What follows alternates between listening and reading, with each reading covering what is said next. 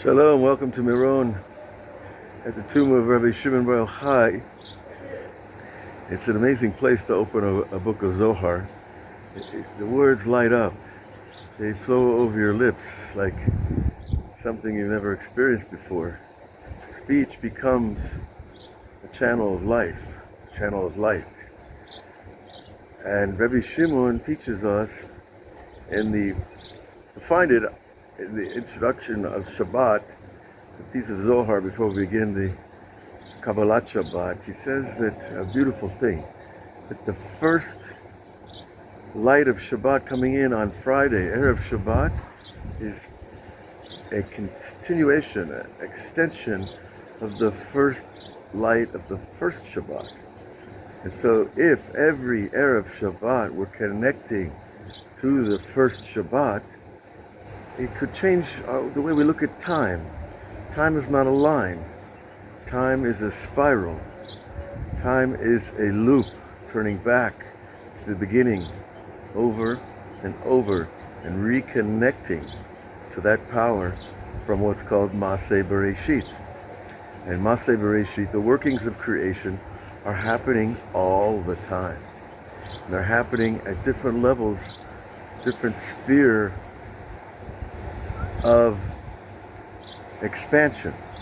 So there's a Maseh Bereshit that's happening in every human being, every morning. Every morning a person is renewed. And then every star, every planet, every galaxy, every structure in creation is being renewed. And we see this by hooking into Shabbat. So in Shabbat, it's not simply a time to stop working. It's a time for reconnecting to the beginning. And when we change the way we look at time, and it takes away some of the sting of getting older, some of the regrets that we might feel because life is not exactly stacked up the way we imagined it when we were younger. But all that is just the human perception of time as a line. But when you see time as a loop, as a spiral, always coming back, and you see that even as we get older, we get younger because we're always going back to the beginning. And that's the secret of the first beggar in the seven beggars of Rabbi Nachman, who says, I am the oldest and I am the youngest, because he represents that first moment of creation that's always expanding and coming back to itself. Like the path of a comet. It goes far away and then it slowly comes back. Halley's Comet every 86 years.